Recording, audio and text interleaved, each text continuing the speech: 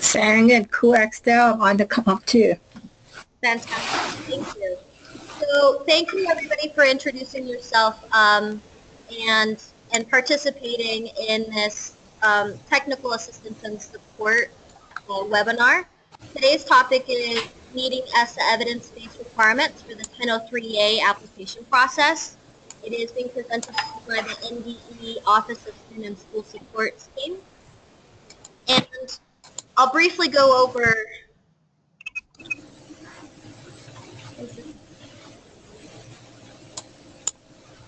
the agenda with you. Big picture, I'll briefly discuss the big picture again just to remind people of why we've changed the process for 1003A. And then we'll briefly go over the ESSA evidence requirements and the funding opportunities. But really this webinar is an opportunity for school district leaders to ask our team questions about this 1003A process, specifically around ESSA evidence requirements and the funding priorities. So big picture, as you know, Nevada has identified 3 priorities for this state. One is focusing on the lowest performing schools. The second is really building the capacity and supporting the development of school leaders. And then the third is helping to support schools and districts so that they use data-informed decision making. And this was really a result of Oh, I'm sorry. I have the message. It's difficult to hear me. There's a lot of feedback on my mic. Okay, I'm not sure who this is. I think... We got it. Okay, I'm going to take questions. Okay, I think just so people know, I would ask everybody to mute themselves. I think most people are muted on this. And then that should probably help us with the feedback, I'm hoping. Let me shrink this so everybody can see. So the principal related recommendation, this was really, oh good, it says I sound better, which is great. Sorry, I'm paying attention to this too.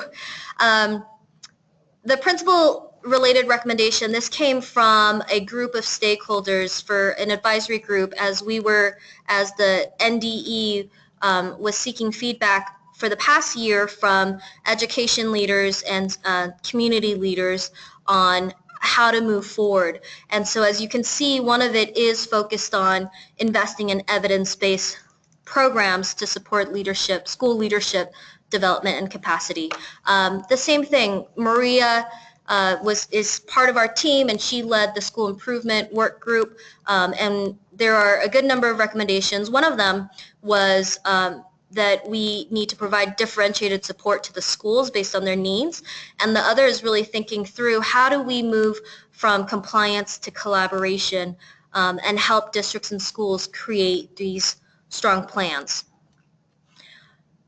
As you can see, you've seen this before if you were at the vendor showcase in Reno and Las Vegas, and this is really the continuous improvement cycle where schools and district leaders and state leaders are going through the needs assessment and then an improvement plan, and then making sure that we're funding things aligned to these plans, the school site plan, the district plan, and the needs assessment, and that we're implementing this with funding that is aligned to the needs of the schools and the district. So we call this work the continuous improvement cycle, and really this is our attempt, the state level attempt, to align the school improvement work from the school level to the district level to the state level.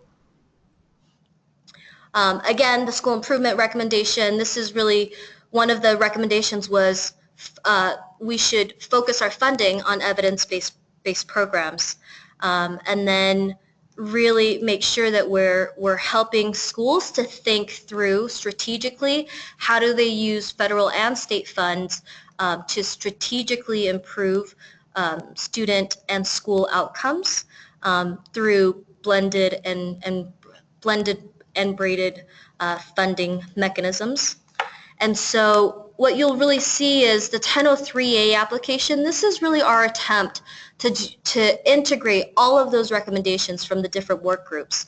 For 1003 funds, as you know, the state agency, we have to reserve 7% of Title I funds. That's partly because SIG is being eliminated, and so that funding is now being diverted to 1003A funds. As you can see with the second bullet point, 1003A funds can only be used to implement rigorous evidence-based strategies for 3 ESSA evidence levels: strong, moderate, and promising. What you'll see in the next slide is this promoting continuous improvement cycle from the U.S. Department of Education. And what our team has highlighted in red, essentially, are parts where we can help support school and district leaders. So at this point, it's really selecting relevant evidence-based interventions, planning for intervention. We can help school and district leaders think through these things, and then of course examining and reflecting upon whether or not these evidence-based interventions were successful, and whether or not districts and schools should continue using them, and if so, which ones. So this is really where we're at right now. We're at the select relevant evidence-based interventions, which is why we're all on this webinar. And I'll briefly go through the ESSA levels of evidence with folks on this. This has also been outlined in 2 previous memos sent out to district and school leaders. One dated March 6, 2017 from Deputy Superintendent Brett Barley, and then the second guidance memo, this is guidance memo 17-09 from Dr. Steve Canavera, the superintendent for NDE. This second one really provides much more detailed guidance on this, although we've been trying to help district and school leaders for the past several weeks understand this. So the first is, again, strong evidence. The second is moderate evidence. The third is promising evidence. All 3 of these categories will, if schools and district leaders demonstrate that their interventions and strategies or activities that they're seeking 1003A funding for meet any of these categories, then they will be eligible for 1003A funding. Essentially, each of these categories have to demonstrate a statistically significant effect on improving student outcomes. And then on the very far right-hand side, you'll see what it's based on. There is also guidance that we've provided within the guidance memo, as well as links to research or websites or organizations that can help schools and district leaders identify whether or not interventions meet any of these ESSA levels of evidence. So the funding priorities is something that I think a lot of school and district leaders have had questions about, and I just wanted to make sure that district and school leaders understand this. So I'm going to briefly go through this again. Priority 1, funding applications will be applications that are aligned with NDE priorities. So they have either aligned to the school leadership development and capacity building, or they've aligned to data-informed decision-making. The second is that they essentially partner up with an external provider from the NDE state-approved school improvement partner list. And I want to note that these are pre-approved vendors. They are not preferred vendors. When we opened up our RFQ, these are the vendors that applied and then went through a vigorous vetting process, and we have confirmed that they meet ESSA evidence level requirements. So the third is meeting this ESSA evidence requirement of strong, moderate, or promising, and that's actually a requirement for all 1003A funding applications. So priority 2 is, these are applications that are different from priority 1 for one reason, and this would be if school or district leaders decide to partner up with an external vendor that is not on the NDE state-approved school improvement partner list, then basically they would fall into priority 2 for the application funding priority, unless their application includes both. So there might be some schools that decide, I'm going to, we're interested in partnering up with one of the partners on the pre-approved state list, and we're interested in also partnering up with another external service provider that's not on the state pre-approved list. Then holistically, our cross-functional NDE team will essentially end up reviewing and funding that application under priority 1. So I can go through that again if people have questions. But basically priority 3 would be any school improvement intervention strategy or activity that meets ESSA evidence requirements, but then it is not in alignment with the priorities of school leadership development and capacity building or data-informed decision making. But because the schools are applying for 1003A, they still have to meet either strong, moderate, or promising ESSA evidence levels. Any application that does not demonstrate that the intervention strategies or activities that they're requesting funding for, if they will not be funded if they do not meet ESSA evidence requirements. So that is a directive really from ESSA, and so we are only going to consider applications and interventions for funding if they meet either strong, moderate, or promising ESSA evidence requirements. So this is the part of the webinar where we're really going to start just answering and fielding questions. Our team will take questions that you have about either the ESSA evidence requirements that have been spelled out in the guidance memos, kind of the first one, March 6th, and this last one, March 31st. We'll answer any questions about the application and submission requirements, and then any questions your schools and district leaders might have about any support and technical assistance too at this time.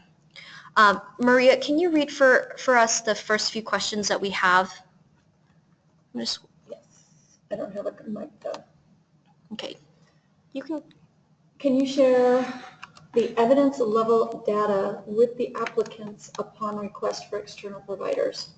Okay, so thank you. This is the question. Can you share the evidence level data with the applicants upon request for external providers?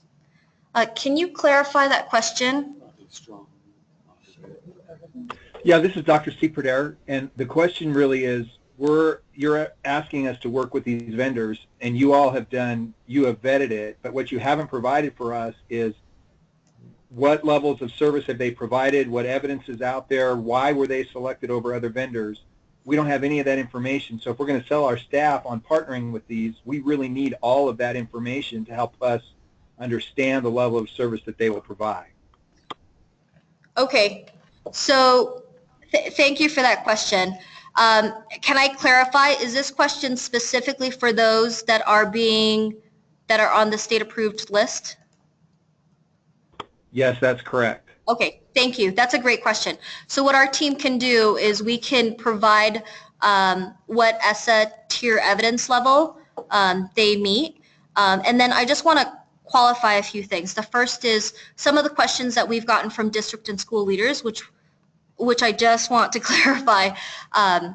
I think this is a great question, and we will absolutely share this. I think it's valid.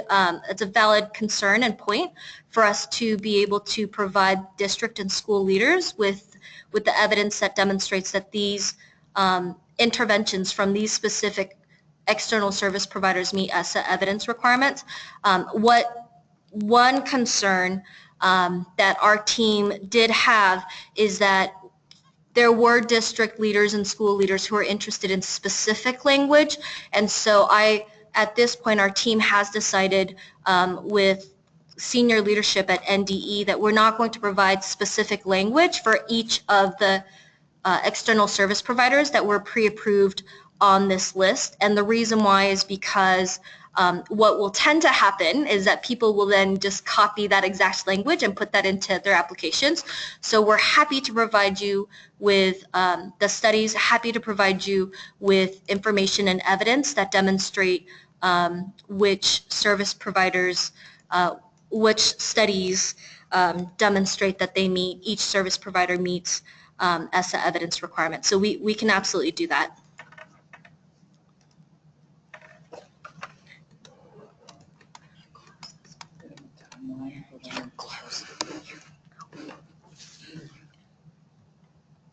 So the next question that I have is from April Black. If they are pre-approved, do we need to identify which level of evidence they meet? No, so at this point, if they are pre-approved, then in the guidance memo 1709 that was released March 31st, all you need to do in the application is identify which external service provider that you have selected, that your schools have selected to partner up with, and then that is sufficient. You don't need to provide any of the evidence. That means you do not have to cite any of the studies or do any of the research because our team has already done that. And then I see April's next question. I'll go through these questions, and then if there are questions from individuals on the call, then you can also ask those questions as we speak. So April wrote, communities and schools was present at the NDE vendor showcase, but they're not on the pre-approved vendor list. Has the NDE identified which level of evidence communities and schools meets? So communities and schools actually was not part, they were present at the vendor showcase, but they were not there as an organization that was on the pre-approved list. And so at this point, communities and schools, and April, this would be helpful. I'm just wondering, are your schools thinking about using communities and schools as a partner for 1003A? Yes, I have 2 schools. Fantastic. Okay, great. I just met with Ricky, and I know that communities and schools actually does have, they do have studies that are available to demonstrate that they meet ESSA evidence requirements. So I can absolutely, our team can connect with their team and help those schools so that they're prepared. They won't be included on the, Yeah, they have to show the research. right? They're not going to be included on the list now. April, I'm sorry, did that help clarify your question? It does. I guess the struggle that we're having down here in Clark County is that in order because we have 50 schools and we have to work with resource management to build the budgets for the applications and also work with our grants office to get everything input into ePage. While it's due to you on the 21st, they're requesting 2 weeks prior to that due date to have it to them, which means our schools have to be done writing their applications this Friday. So that's why we're struggling with trying to conduct the research and write the applications all at the same time. Oh, I see. That's why. So we have a due date for our schools of April 7th in order for all of the other work to be completed.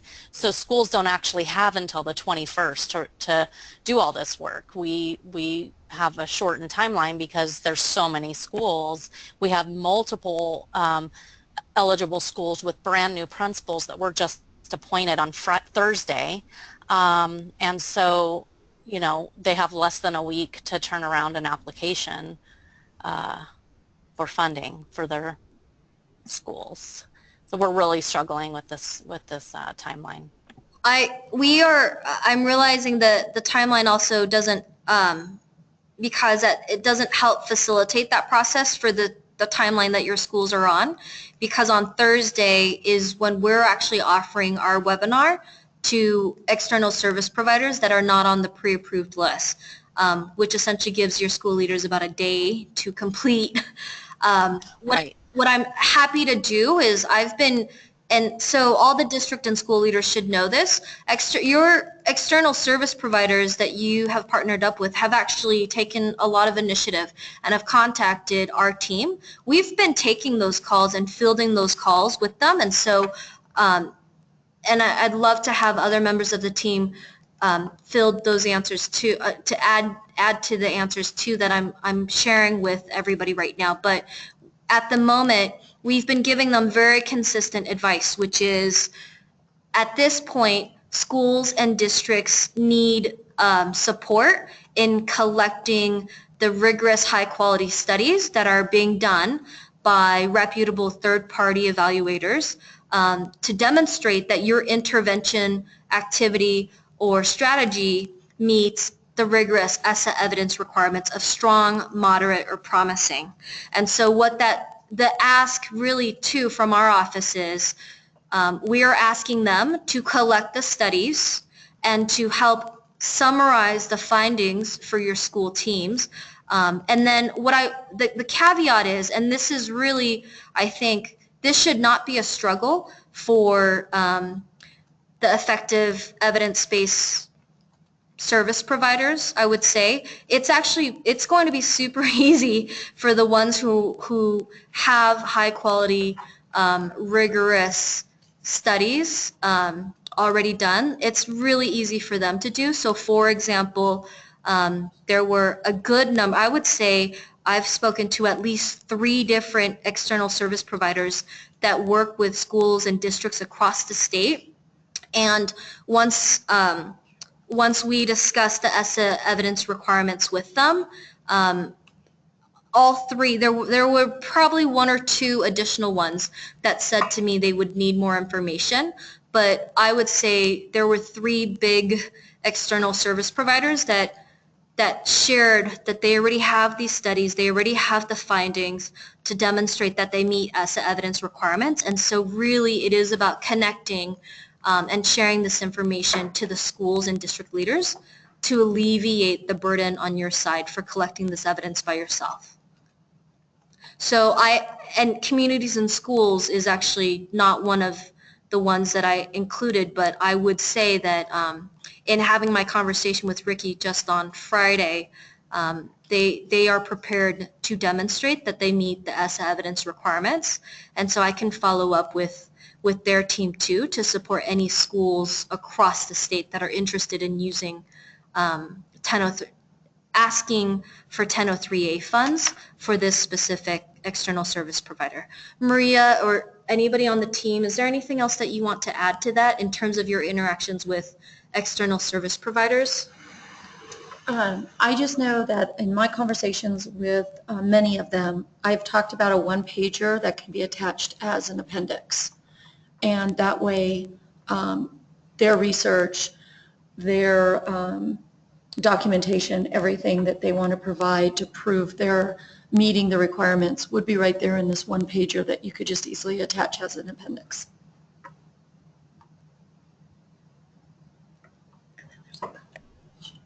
This is Deb Hagna in Clark, and as a follow-up to that, we have spent hundreds of hours looking for the evidence required, even though we have vendors telling us that they have these studies. We can find no evidence of p-values or appropriate sample sizes within the work they send us. So I would this goes back to the original question of seeing some of those articles so that we make sure that we're on the same page as the state regarding in an appropriate evidence-based article, what does that look like versus simply a research article done by a third party? Yeah, thank you so much for that question, Deb. What I would say is there are going to be external service providers. I want to be really clear about this. There are going to be external service providers that think they meet ESSA evidence requirements that just do not. And I think these are the honest, difficult conversations that that the state, the district leaders, and school leaders need to have with the external service providers. So I think our team absolutely hears and hears your concern, and which is absolutely valid in terms of us being all on the same page. But I think across the nation and within the state, you know, there are pretty clear and consistent research methodologies that would meet high quality, rigorous standards. That's pretty standard. And so from the conversations that I've had with team members on your team or in Washoe, or kind of just across the state in general, I mean, I think that I think there is expertise on your team to help evaluate that process. Now, in terms of specifics, I wonder, I'm just thinking through what you've asked, and one of the things that I'm thinking about is there is a link for a RAND study for the school leadership interventions that has a lot. That was just published, I believe, just a few months ago in late 2016, and it has many of the external service providers that applied for the RFQ and were accepted to be on the state pre-approved list. In addition, so I would look at that study first. So and that's been shared. That was shared in the application. That was shared in, I believe, both memos. So your teams have actually had access to a rigorous research study for several weeks now. But I do understand that it seems, and correct me if I'm wrong, Deb, but I think greater consistency between state and district leaders for what qualifies as meeting ESSA evidence requirements is really what you're seeking. Is that correct? That is correct, because we are literally spending hundreds of hours trying to find the research or the evidence base that would support some of our vendors, which we believe it would be there, but based on the application, we don't think it necessarily is fitting that criteria. And also, we don't want to disqualify an entire application because we really believe that this specific vendor was evidence-based, but that is not the finding of the state. So we would request then that that particular vendor be lined out of the budget instead of the entire application disqualified. So at this point, thank you for bringing that up, Deb. So at this point, there are actually a few things in your question. I think one of that was put in the rubric really, and in the memo guidance to alleviate burden on our end too.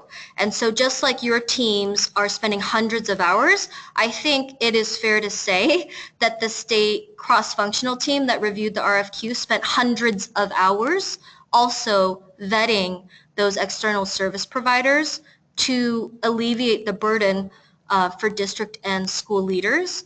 What we are hoping to do is continue building upon this list so that in the future, it's just a lot easier for school leaders and district leaders and for our state to really identify those external service providers that have programs that meet these rigorous requirements. So I appreciate hearing that it's taking a lot of time, and I validate that because our team had to do the exact same thing that we are asking district and school leaders to do. Everything that we are asking the state and district leaders to do. Again, I want people to be very clear. I want to be very clear about this. We have validated this process with national experts who are researchers, policymakers, and practitioners really across the nation to make sure that this process is aligned with best practices and the latest thinking and evidence-based strategies for going through this. So I hope that that district and school leaders can appreciate that we don't want to burden you, which is why we put out the RFQ. And we're hoping that next year, as we continue this process, that more external service providers pay attention to this, so that they get put onto this list, so that it makes it easier for district and school leaders. In terms of the application process, I was talking about our lean team because we really do, as you know, our state agency is very, very small. And so while I hear, and what I will do is I hear that feedback. What we can do, Deb, is take it back to our cross-functional review team, and then I can get back to all district and school leaders about this too. But what I would say is my inclination is the reason why our team decided on this as a collective is that we are going to have a very few number of days to review a significant number of applications from district and school leaders. We want to be fair and transparent to everybody. And in doing that, it's going to be really difficult for us to read an application and say, this part of the application is valid and meets ESSA-based requirements. And then we actually have to go through and vet everything that your district and school vetted. So at this point, it's difficult for us too because we don't have the manpower. I mean, we just don't have the manpower to vet every application's interventions and strategies. And so that's one of the reasons why we are asking districts to help us through that process, and we're providing the support and technical assistance to do that. Do you guys want to say anything? You guys can talk too. This is Dr. Steve Perdera with the Carson City School District, and we have another question for you. Yes, please do. Okay, so our question is, we've been contacting multiple vendors, and we're a small district with a small application, one school, a very small school. So we contacted a vendor that we've worked with multiple times, but when the vendor came back with possible collaboration, the cost was significantly prohibitive. They were asking to work with multiple schools within our district, which really probably isn't appropriate for this particular application. And so we're finding that difficult. We contacted another vendor and really laid out for them. We have a research-based model we were already operating from, which we've kind of informed you of that when we did our initial conversation. And we're looking specifically at supporting instruction in this particular model. And so when we let that vendor know that that is really the area of emphasis we wanted to focus on, and that is one of the areas that they do focus on or could provide support in, they came back with a whole model asking us, essentially to do something completely different than the model that we're already implementing. So those were just two examples of kind of what we've heard back. So kind of what can you do to support us? Can you talk with these vendors and line us up with other districts so that we can maybe have a shared expense or a verification that the vendors will support us in these, even though our model may not fit exactly in the way they do their business, that they actually work with us in a evidence-based model to meet the needs of our district and our teachers and our program. So the simple answer is yes. We are here to help facilitate any cohorts that can be built for any of these external service providers. Quick clarification question. Are these external service providers that were on the pre-approved or are they not on the pre-approved list? They are on the pre-approved list. Oh, fantastic. If they are on the pre-approved list, then absolutely we can work to help facilitate that conversation. We've continued to encourage and push the external service providers who are on the pre-approved list to think about scale across our state, especially in the rural district school areas, and in particular if, for example, your situation where there is one school for that district, then that that makes perfect sense for us to help facilitate that conversation too. So we absolutely can continue this offline, and you can email me or call me, and then we can help think through strategies for how we work with the external service providers that you're interested in. And we have been reassured too. This is also a push for us to make sure that the external service providers can basically meet the unique needs of the different schools and districts that we have across the state. So absolutely, whatever you need us to help you do, we are here and willing to help support you in that. And then Thank you very much. You're welcome. I see a few questions that are still, Deb asked, has consideration been given to extending the deadline? Our team has heard from several district and school leaders about an extension, asking for an extension for the deadline. We did have a conversation with senior leadership, and because of multiple other deadlines that the state has to meet, at this point we have decided not to extend the deadline again. We've extended the deadline once already based on school and district feedback, and we pushed that deadline 1 week back. Right now, the deadline was actually, and I think this is great information to share with the district and school leaders, but we actually had this deadline because we were asked by districts and district leaders and school leaders to complete this review process and award funding as soon as we could, so that for hiring decisions. And so, if we did extend the deadline, that would also push back the window for us to review applications. And we were hearing multiple feedback, actually, from multiple different types of feedback from school and district leaders. So as of right now, the memo that just was sent out on Friday, this is Guidance Memo 1709 from Superintendent Canavero. The NDE at this point is the deadline for 1003A for the application is still April 21st at 5 p.m. Okay, so Maria actually, thank you, Maria. She's been responding to some of these questions. If there are follow-ups, Maria has been in the chat. Thank you so much to everybody who's been posting questions in this. And Maria's been, members of our team have been answering this. If there are follow-up questions to the responses, feel free to use this time to ask those questions.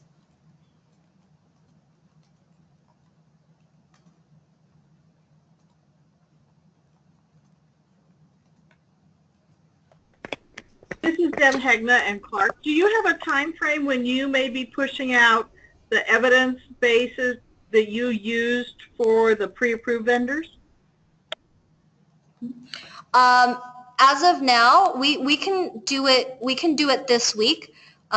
In my mind, it's probably going to look something like. I'm just sharing this as I'm thinking through this, because it has been. Last week is really when I started hearing districts ask about this. In my mind, it might look like a grid and not be the substantial guidance memos that people have been getting from us. And again, the reason why I'm saying that is because I was a teacher too, and I understand that there are moments where students need clarification. Happy to give clarification to school and district leaders, and at the same time, what our team is concerned about and worried about is that people are going to use the exact language that we put out in their application to mimic, that these interventions meet evidence, the ESSA evidence requirements, when in fact they might not. And so I hope school and district leaders can understand our concern for not providing. It's not that we are happy to share the information and the reports with the team. I'm not sure if that means we're sharing all of the analysis, and part of that, again, is because in the past, and I'm just wondering if the team here can also talk about it.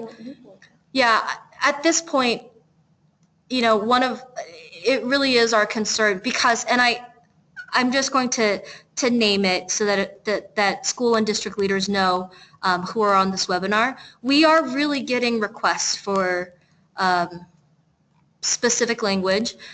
In addition, we're getting requests for us to really help people write their applications. And while we're here to provide support, as much support as is needed from school and districts so that you all can submit strong applications, we are also trying to balance fairness and transparency to other schools and districts for this. So Deb, what I will say is our team can put out a release. We can release some the information that we went through, the process that we went through, and then also links to studies that were used to demonstrate that these interventions, that the programs that were on the pre-approved list meet ESSA evidence-based requirements.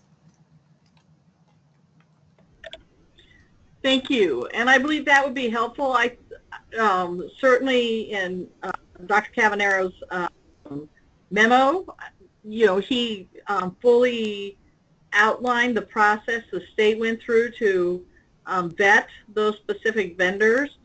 So I think specifically the links to the articles that or studies that provide that evidence would be the most helpful.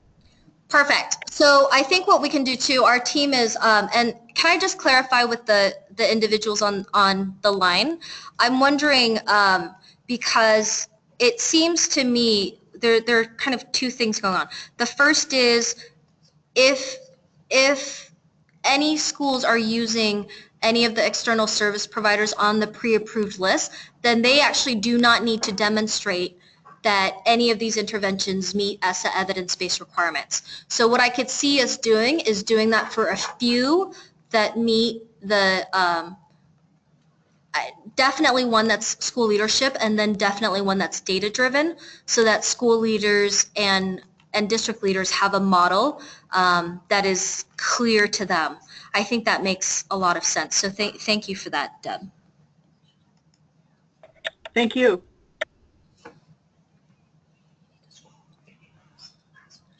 Okay, I think I'm going down to see if there are any other questions that our team has not answered, and I believe the last question is one question that we haven't answered. Is that correct? Okay, so this is the question from April. It says, we have vendors identified on the state pre-approved list whose products programs are rated as having no significant positive outcomes. That is why sharing the process you went through would be helpful so we can understand. April, that'd be great if you guys actually shared with us who the pre-approved programs and products are, because I actually also heard from your team, Clark County School District. I think this was my conversation with Brian and Deb, that you guys have programs that haven't demonstrated that they have significant positive outcomes. And so I think that's information for us to share with each other, and I'd be happy, our team would be happy to look at those.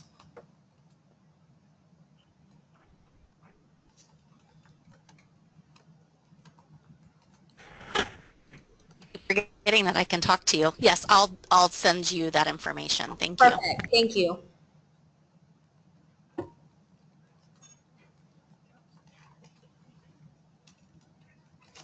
Are there other questions that our team can field related to the ESSA evidence-based requirements or the application or submission or consortiums?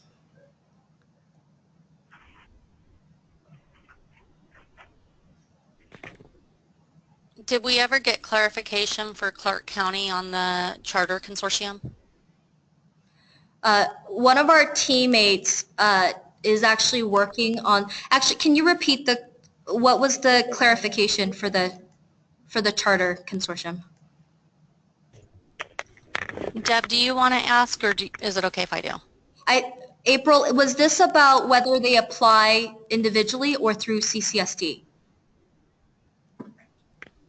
Yes, that's correct. Great. Okay. So thank you for asking that. For others who are on the phone, this question was basically regarding charters that are interested or might be interested in applying as part of a charter school consortium. And the question essentially was, do they apply by themselves or do they apply through the district? And after consultation with our team and with senior leadership, NDE is going to leave it to the school and district to decide. So there are two options for the school to pursue. The school can either work with the district and apply through the district, or the school can apply by itself. Do you want to say more?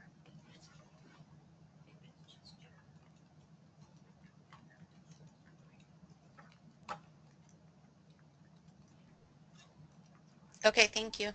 Okay.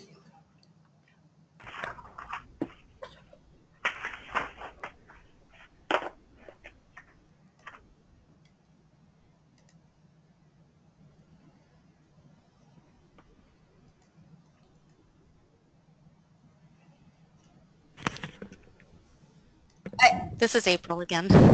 Sorry. That's okay, April.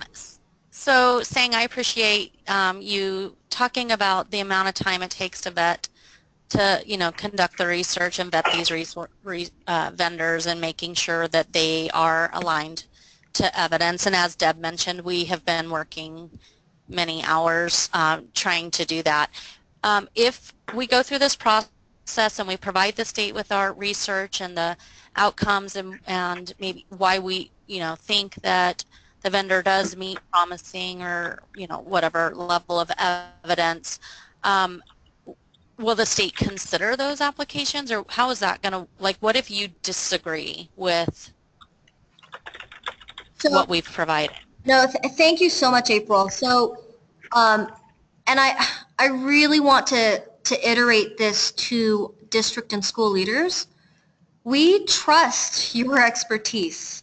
We do not have the manpower to vet hundreds, perhaps even thousands of service providers that are in the state of Nevada.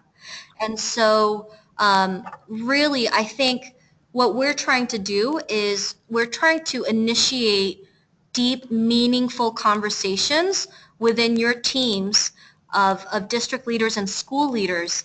If your team comes and says to us in an application, this is the evidence and this external service provider's intervention meets promising, moderate, or strong, then in all honesty, we're going to trust that. And so what I would say is in the guidance, there is guidance on how your team can determine that process, which is essentially look for multiple rigorous high quality studies that are being done by reputable third-party evaluators. And then as your team has suggested, this is essentially what's going to happen. Perhaps some of those high quality studies are going to show that these programs have a statistically significant positive effect on student achievement. So there might be one or two studies that show the same intervention does not have there's no effect, or there's not a positive effect. And so really we're asking your teams to have these conversations looking at the body of evidence and then determining whether or not, okay, using the expertise that is on your team to figure out, is this an intervention that we believe, that the district believes, that the schools believe meet ESSA evidence-based requirements. What I will say is our team will spot check every few application just to make sure that this makes sense. that the recommendation of the district and of the schools makes sense, that these interventions do indeed meet ESSA evidence-based requirements. Now, what I would say is, and this would be a red alarm for our team, a red flag for our team, but if there were schools or districts that are using interventions currently in place right now, and all of a sudden all of these interventions meet ESSA-based requirements, I mean, I think that's pretty clear, a clear signal to our team that we probably need to vet those applications and just look at them a little bit more closely, because the probability of that happening is quite low. And I think, you know, in full transparency, the conversations that I've had with the external service providers is really, it's really challenging, and it's been really difficult for some of them, because what they'll say is, well, I've got my internal data, and I'm just, you know, at this point it's just like, but that internal data is not a rigorous, high-quality study from reputable evaluators. It's really your team trying to suggest that you stay in business. And so at this point, we really need valid and reliable data and evidence to go off of. And this is not just something that the state has decided to do, but again, this is really per ESSA. This is really a requirement for us to make sure that the interventions that schools and districts are selecting meet the rigorous ESSA evidence-based requirements. I hope that's helpful, April. But I do again, our team very much trusts the expertise and the leadership at the school and district level. And so we need your teams to have those difficult conversations of, actually, maybe this intervention doesn't work. And it's not just based on people's hunches, right? What I'll hear from school and district leaders, and perhaps even some of the external service providers, is, my hunch is that this is working. Well, we're obligated, we are responsible for making sure that 1003A funds go only to interventions that meet these rigorous ESSA evidence requirements. So hunches are not good enough at this point. And so that's really why we need, that's why our team is spending a lot of time learning about this, just as you guys are all learning about this. And that's why we're spending a lot of time vetting these pre-approved vendors. Also, it's not like this is a one and done process. This is something that's going to be ongoing through the years on all levels, both all the districts joining together with the NDE in this process of creating the strongest and best list in the end, because ESSA law states that most federal funding is going to be under this regulation and under these requirements. So this is just the first step. We're going to take it slow, we're going to work with you, and we're going to create the strongest and best list that we can so that it becomes much easier moving forward. And then this is saying, again, just so all district and school leaders know, after going through this process this first year, this is really the hardest year. This is what I would say is difficult, heavy lifting for the state, district, and schools. And what you should know is that after this entire process, we will collect the list of the interventions, strategies, and activities that meet ESSA evidence requirements, and we're actually going to create a larger list for the state. And so that is why this isn't just, we're asking you to help us do this heavy lift so that next year your teams do not have to do this over again. I mean, I hope the goal is, I'm hoping that after this process, we have a strong and robust list that represents the interventions, strategies, and activities that are in place across the state, and that we don't have to go through this process again, because if, for example, if Nye County or if Clark County or if Washoe, if any of the districts can demonstrate that these program interventions meet ESSA evidence-based requirements this year, then next year our goal is they don't have to, nobody in the state would have to demonstrate that again, because that work's already been done and validated in the state, which is why we are going through this rigorous process.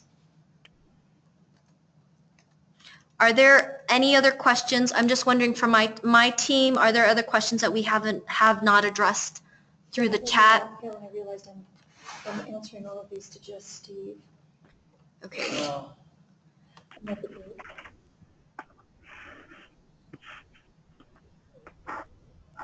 Are there any other questions from any attendees on the phone? Yeah.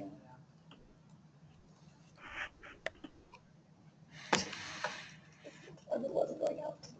This is Deb Hegna. May I ask a non-evidence-based question? Sure. I heard you say that a district-sponsored charter school may independently choose to apply for little A funding directly to the state and not go through their district sponsor. If in fact that is true and that charter school applies directly to the state, does that release the district from the monitoring of that funding and transfer that responsibility to the state since they applied directly to the state?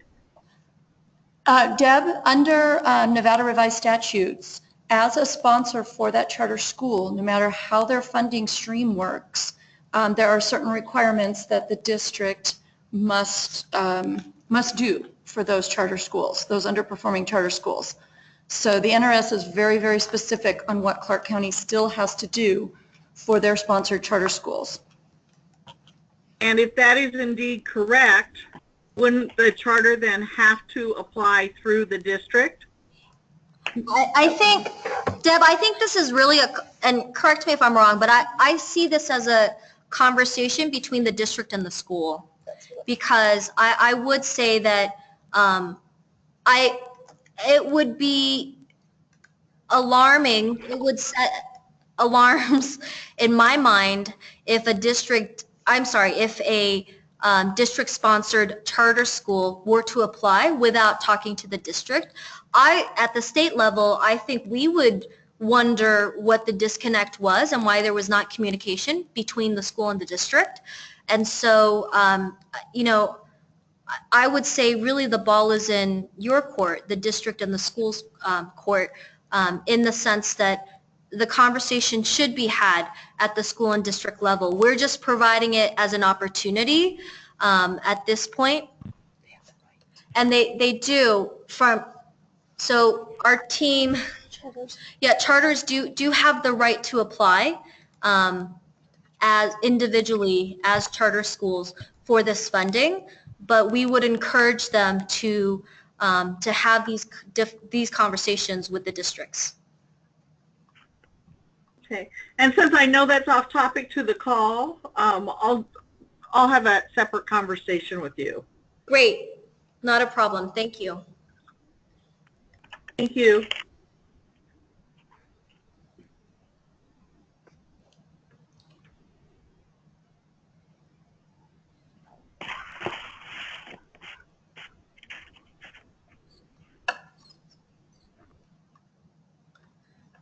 So if there are no other questions, what I would like to do is actually just remind people of the webinar on Thursday. We're hosting one for external service providers who are not on the pre-approved list. That's going to be this Thursday, April 6th from 11 to 12. And this is just to be fair and transparent to all external service providers. In addition, to be fair and transparent to schools and districts, we will basically go through the application funding priority with them so that they understand how we're going to review and fund applications. This will also be our opportunity to go more in depth with them for the ESSA evidence-based requirements and what we're looking for, and then answer any questions that they might have regarding the application process, regarding how to best support schools and district leaders, and then also answering any questions that they might have regarding trying to get on a state-approved list for the upcoming year. If there are no further questions, I think we can we can end this. Feel free to reach out to our team. You have all of our contact information in the application and in the memos. There's technical assistance training. If there are folks who are interested in asking questions about ePage, we have members of our team who will be leading that effort, as well as the Rural Consortium and Charter School Consortium. Feel free to reach out to any of us. We're happy to take your calls and emails. And then what I would also say is just please know that we are literally fielding dozens of calls and emails all the time because this is a new process for schools and districts. And so please be patient as we're trying to respond to all of them in a timely fashion. And we just want to thank you all for collaborating with us and helping us go through this process together. We're really excited about seeing your applications and then really driving the work so that student outcomes are significant in the state of Nevada. Thank you so much, everybody, and thank you to the team, OSSS team, that's helped put this together and put all the information together. If you all have any further questions, again, please reach out to us on email or via phone. We're happy to take your call. Thank you, everyone. Thank you. Bye. Thank you.